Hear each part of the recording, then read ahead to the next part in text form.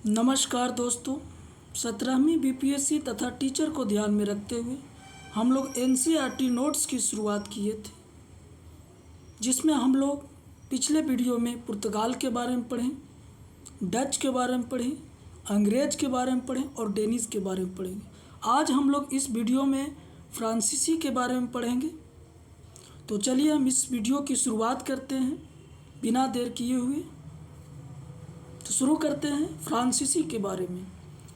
तो यहाँ पे समझिए, फ्रांस के उस समय जो सम्राट था लुई 14वां था, और उनका एक मंत्री था कोलवर्थ, जिन्होंने 1664 ईस्वी में फ्रांस ईस्ट इंडिया कंपनी का स्थापना किया। Question, France east India company का स्थापना किसके द्वारा किया गया? तो कोलवर्थ के द्वारा किया गया था। लुई 14वें के शासन काल में किया गया था, और जिसे कंपनी डेस इंडेस ओरिएंटल के नाम से जाना जाता है। क्या नाम से जाना जाता है? तो कंपनी डेस इंडेस ओरिएंटल के नाम से जाना जाता है। नेक्स्ट हम लोग पढ़ेंगे कि 1667 ईस्वी में फ्रांसीसी कैरो के नेतृत्व में एक फ्रांसीसी दल भारत आया था, जिसने सूरत में पहली फैक्ट्री स्थापित किया गया था 1667 ईस्वी में। पूछेगा, सूरत में जो फ्रांसीसियों की पहली फैक्ट्री का स्थापना किया गया था किसके नेतृत्व में? तो फ्रांसीसी कैरो के नेतृत्व में किया गया था। नेक्स्ट क्वेश्चन हम लोग आगे बढ़ते हैं कि पांडिचेरी का स्थापना 1674 ईस्वी में फ्रांसिस मार्टिन के द्वारा किया गया था। फ्रांसिस मार्टिन के द्वारा, ठीक है, पांडिचेरी का स्थापना फ्रांसिस मार्टिन के द्वारा किया गया था। अब देखिए, डचों ने अंग्रेजों की सहायता से 1693 में पांडिचेरी को छीन लिया था। ठीक है, अंग्रेजों की सहायता से 1693 में पांडिचेरी को छीन लिया था। कौन? डचों ने। फ्रांसीसी का ये बस्ती था जिन्हें डचों ने छीन लिया था। लेकिन जब रिजविक की संधि होती है 1697 में, तो ये डच जो थे पांडिचेरी पुनः फ्रांसीसियों को लौटा देते हैं। तो क्वेश्चन क्या है कि रिजविक की संधि कब हुआ था? 1697 में। इसमें रिजविक की संधि में पांडिचेरी जो पुनः फ्रांसीसियों को लौटा दिया गया था, जो डच अपने अधिकार में कर लिया था। पांडिचेरी कारखाने में ही फोर्ट लुई का निर्माण किया था मार्टिन ने। कौन किया था? फ्रांसिस मार्टिन ने फोर्ट लुई का निर्माण किया था। अब देखिए, फ्रांसीसियों का जो अधिकार क्षेत्र में था बस्ती, एक तो 1721 में मॉरिशस पर अधिकार किया था, दूसरा 1724 यानी 3 साल बाद मालाबार को जीता था, जिसमें माही एक जगह है। उसका 1739 में कारीकाल को जीता था। तो मॉरिशस को जीता था, उसके मालाबार को जीता था, उसको कारीकाल को जीता था। 3 को इम्पोर्टेंट है, याद कर लीजिएगा। आगे नेक्स्ट हम लोग पढ़ते हैं कि 1742 ईस्वी के पश्चात फ्रांसीसी कंपनी जो था व्यापारिक लाभ कमाने के उद्देश्य की तुलना में राजनीतिक उद्देश्य की पूर्ति की दिशा में सक्रिय हुए। चूँकि पहले ही व्यापार के लिए आए थे, बाद में अपना राजनीतिक उद्देश्य के लिए भारत में आए, यानी फिर राजनीतिक उद्देश्य अपनाने लगे। ठीक है, अपना सत्ता कायम करने लगे, अपना वर्चस्व कायम करने लगे, जिसके कारण क्या हुआ कि एक दोनों व्यापारियों के मध्य में युद्ध आरंभ हो गया, जिसमें अंग्रेज और फ्रांसीसी के मध्य में युद्ध चलने लगा। चलिए, तो आगे हम लोग करते हैं आंग्ल फ्रांसीसी युद्ध क्या है। तो ये आंग्ल फ्रांसीसी युद्ध, जो कहने का मतलब है कि अंग्रेज और फ्रांसीसियों के मध्य ये युद्ध हुआ था, और यह युद्ध कर्नाटक युद्ध के नाम से जाना जाता है। यह युद्ध लगभग 20 वर्षों तक चला था। पूछेगा, आंग्ल फ्रांसीसी जो संघर्ष था कितना वर्षों तक चला था? तो 20 वर्षों तक चला था, और जिसमें अंतिम रूप से फ्रांसीसियों की पराजय हो जाती है बांडियावास के युद्ध। आगे हम लोग पढ़ेंगे। और भारत में अंग्रेजों का शासन स्थापित हो गया। तो शुरुआत करते हैं कर्नाटक के प्रथम युद्ध के बारे में। यह युद्ध 1746 से 48 के मध्य में चला। यह युद्ध अंग्रेज और फ्रांसीसी के मध्य में हुआ था। यह युद्ध किसके किसके मध्य में हुआ? तो अंग्रेज और फ्रांसीसी के मध्य में हुआ था। यह युद्ध ऑस्ट्रिया के उत्तराधिकार को लेकर युद्ध हुआ था। तो क्वेश्चन पूछता है, कर्नाटक का प्रथम युद्ध का कारण क्या था? तो ऑस्ट्रिया का उत्तराधिकार था। इस संधि का अंत एल सापल की संधि के तहत 1748 ईस्वी में इस युद्ध की समाप्ति हो जाती है, और जो अंग्रेजों को मद्रास वापस लौटा दिया जाता है। इस युद्ध में अंग्रेजों को वापस लौटा दिया जाता है एक शहर है मद्रास। ये कौन जीत लिया था इसको? फ्रांसीसियों ने, जिसको रिजवी के कर्नाटक के प्रथम युद्ध के तहत इसको वापस लौटा दिया। क्वेश्चन पूछता है कि किस युद्ध के तहत मद्रास को अंग्रेजों को वापस लौटा दिया गया था? तो कर्नाटक के प्रथम युद्ध के तहत अंग्रेज को वापस लौटा दिया गया था। नेक्स्ट हम लोग पढ़ेंगे कर्नाटक के दूसरा युद्ध के बारे में। यह युद्ध 1749 से लेके 54 के मध्य में चला। इस समय दक्कन का निजाम आसफ जाह की मृत्यु हो जाता है 1748 में, जिसके तहत यहाँ पे उत्तराधिकार का युद्ध होने लगता है। उत्तराधिकार को लेकर लड़ाई होने लगती है।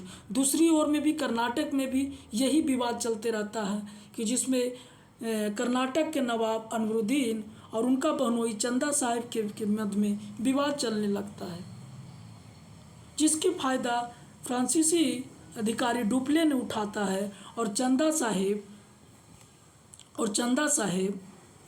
और मुजफ्फर जंग से गुप्त समझौता कर लेता है और कहता है कि आपको हम सैन्य सहायता करेंगे, आप युद्ध लड़िए, क्योंकि अनवरुद्दीन के बहनोई था चंदा साहिब। और मुजफ्फर जंग कौन था? तो भतीजा था आसफ जहाँ का, और पुत्र कौन था? नासिर जंग।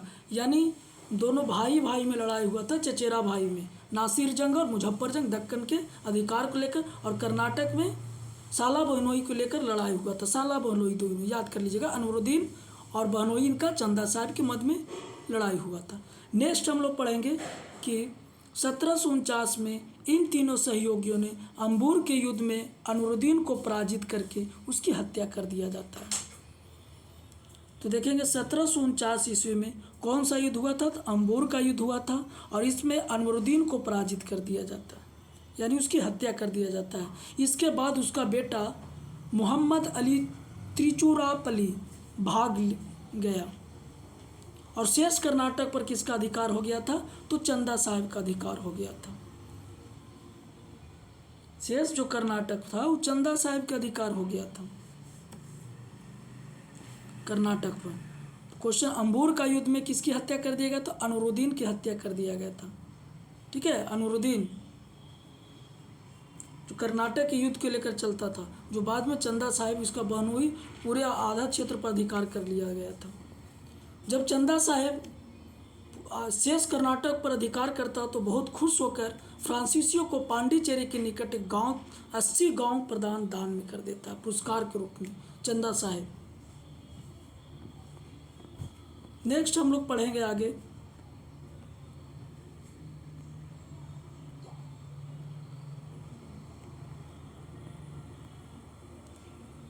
उसी तरह से हैदराबाद में नासिर जंग मारा जाता है। दक्कन वाला क्षेत्र में हैदराबाद में नासिर जंग मारा जाता है, और मुजफ्फर जंग को दक्कन का सूबेदार बना दिया जाता है। मुजफ्फर जंग ये इनका भतीजा था, इसी को सूबेदार बना दिया जाता है। मुजफ्फर जंग ने फ्रांसीसी कंपनी को पांडिचेरी के निकट जमीनें दे दी तथा मछलीपट्टनम का प्रसिद्ध नगर भी दे दिया गया था। और इसके अतिरिक्त कंपनी तथा उनकी सेनाओं को 5-5 लाख प्रदान किए थे रुपया सेना को। मुजफ्फर जंग जब नवाब बने थे तब डुप्ले को इस युद्ध से खुश होकर 20 लाख रुपये दिए थे नवाब बनने के बाद, और एक जागीर दिया जाता था, जहाँ से जागीर से उसको प्रति वार्षिक जो आय होता था 1 लाख रुपया होता था। कितना होता था? 1 लाख रुपया। तो समझिए 20 लाख रुपया डुप्लो को भी दिया था, प्लस में एक जागीर दिया था। वो जागीर से वार्षिक सालाना जो आय होता था 1 लाख रुपया का होता था। इसके अतिरिक्त और दिया खुश होके, तो कृष्णा नदी से लेकर कन्याकुमारी तक का क्षेत्र था, उसको वहाँ का ऑनरेरी गवर्नर भी बना दिया गया डुप्ले को। डुप्ले बहुत ही शक्तिशाली था। इसका एक सर्वश्रेष्ठ सेनापति था, यानी कहने का मतलब अफसर था, जिसका नाम था बुशी। बुशी को फ्रांसीसी सेना के एक टुकड़ी के साथ हैदराबाद में नियुक्त किया गया, और इस नियुक्ति का उद्देश्य क्या था? तो निजाम की रक्षा करना। बुशी को युद्ध हुआ, उसके बाद बुशी को यहाँ भेजा गया कि आप निजाम को रक्षा कीजिए। हैदराबाद के निजाम किसको बनाया गया था? तो मुजफ्फर जंग को बनाया गया। मुजफ्फर जंग कौन था? तो आसफ जाके भतीजा था। नेक्स्ट हम लोग पढ़ेंगे कि जब मुजफ्फर जंग की मृत्यु होता है तो बुशी ने वही निजामुल के तीसरे बेटे सलाबा जंग को तत्काल गद्दी पर बैठाया जाता है और सलाबा जंग जब फिर खुश होकर आंध्र प्रदेश का क्षेत्र दे देता है, जिसको हम लोग उत्तरी सरकार कहते हैं। इसमें आता था 4 जिले, मुस्तफ़ानगर, एलौर, राजमुंदरी, चिकागो। फ्रांसीसियों की सफलता के प्रभाव को कम करने के लिए अंग्रेज नासिर जंग और मोहम्मद अली से मिलकर षड्यंत्र कर रहे थे। अंग्रेज नासिर जंग और मोहम्मद अली से मिलकर षड्यंत्र कर रहे थे। फ्रांसीसियों की सफलता को कम करने के लिए षड्यंत्र कौन रच रहे थे? अंग्रेज। किसके साथ में? तो नासिर जंग और मोहम्मद अली के साथ में। 1750 ईस्वी में मोहम्मद अली की ओर से अपनी पूरी शक्ति लगा देने का निश्चय किया गया। रॉबर्ट क्लाइव ने यह प्रस्ताव दिया कि कर्नाटक की राजधानी उस समय अकाट पर अधिकार करके तिरुचिरापल्ली में मोहम्मद अली पर फ्रांसीसियों का दबाव कम किया जा सकता है। रॉबर्ट क्लाइव ने प्रस्ताव पारित किया गया था कि कर्नाटक के जो राजधानी अकाट पर अधिकार किए, जिसके कारण आप मोहम्मद अली को फ्रांसीसियों का दबाव कम किया जा सकता है। नेक्स्ट हम लोग पढ़ेंगे कि प्रस्ताव स्वीकृत हो जाने के बाद क्लाइव ने अकाट पर आक्रमण कर दिया और उसे भी जीत लिया। तो क्वेश्चन पूछेगा कि अकाट पर किसने आक्रमण करके जीता था? तो रॉबर्ट क्लाइव। अतः चंदा से फ्रांसीसियों ने विवश होकर तिरुचिरापल्ली का घेरा बना लिया। शीघ्र ही फ्रांसीसी सेना को आत्मसमर्पण हेतु विवश होना पड़ा था और चंदा साहिब की हत्या कर दी गई थी, जिसमें अकाट को क्लाइव ने जीत लिया था। चंदा साहिब की हत्या कर दिया गया था अकाट जीतने के क्रम में और फ्रांसीसियों ने आत्मसमर्पण कर दिया गया था और दोनों के मध्य एक संधि का समझौता होता है। यह संधि 1754 में पांडिचेरी संधि होता है, जिसमें दूसरे विश्व युद्ध के बाद डुप्ले को भारत से वापस बुला लिया जाता है और डुप्ले की वापसी के भविष्य में फ्रांसीसी कंपनी के लिए घातक सिद्ध हुआ।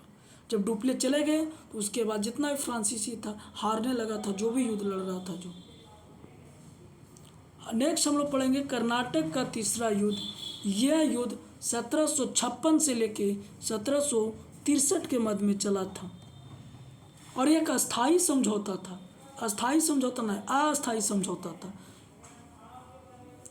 जब यह युद्ध के कब इंग्लैंड और फ्रांस के मध्य एक और युद्ध छिड़ गया था, इस युद्ध को सप्तवर्षीय युद्ध बोला गया था, क्योंकि उसी समय इंग्लैंड और फ्रांस में भी युद्ध चल रहा था और इसी युद्ध को सप्तवर्षीय युद्ध, क्योंकि 7 वर्ष तक युद्ध हुआ था। सप्तवर्षीय युद्ध 1756 से 63 तक चला था। भारत, कनाडा एवं यूरोपीय आदि देशों में हुआ था युद्ध। कहाँ हुआ? तो भारत में, कनाडा में, यूरोप में हुआ था। 7 वर्षों तक चलने वाला युद्ध था, इसलिए इसे सप्तवर्षीय युद्ध कहा जाता था। यह युद्ध ब्रिटेन और फ्रांस के मध्य हुआ था। यह युद्ध किसके किसके मध्य में हुआ था? तो इंग्लैंड और फ्रांस के मध्य में, यानी ब्रिटेन और फ्रांस के मध्य में, जिसमें कौन हारा? तो फ्रांस हार गया। इस युद्ध के आरंभ में ही, जब इस युद्ध का आरंभ हुआ था तो अंग्रेजों ने बंगाल पर नियंत्रण स्थापित कर लिया था। क्वेश्चन पूछेगा किस युद्ध के समय में अंग्रेजों ने बंगाल पर अधिकार प्राप्त कर लिया था? तो कर्नाटक का तीसरा युद्ध के समय में बंगाल पर अपना नियंत्रण स्थापित कर लिया गया था। हैदराबाद में भी अंग्रेजों का आधिपत्य स्थापित हो गया था तथा निजाम इन्हें उत्तरी सरकार सौंप दिया। तो उत्तरी सरकार का मतलब है आंध्र प्रदेश का क्षेत्र जो था सौंप दिया गया था अंग्रेजों को। हैदराबाद भी सौंप दिया गया था, आंध्र प्रदेश का क्षेत्र भी सौंप दिया गया था। और इस युद्ध का अंत जो होता है बांडियावास युद्ध होता है 22 जनवरी 1760 ईस्वी में। इम्पोर्टेंट कीजिएगा, 22 जनवरी 1760 ईस्वी को बांडियावास की युद्ध हुआ था, जिसका नेतृत्व फ्रांसीसी की तरफ से काउंट डी लाली और अंग्रेज की तरफ से सर आयरकोट, जिसमें अंग्रेज इस युद्ध में विजयी होता है। और इस युद्ध का अंत 1763 में पेरिस के संधि के तहत होता है, जिसमें फ्रांसीसियों को भारत में स्थित सभी फैक्ट्रियां वापस कर दी गई, किंतु अब उनकी किलाबंदी नहीं कर सकते थे और नहीं वहां सैनिक रख सकते थे। तो ये आज का वीडियो था फ्रांसीसी के बारे में। तो आप लोग का वीडियो कैसा लगा आप लोग कमेंट करके बताइएगा और शेयर कीजिएगा। धन्यवाद।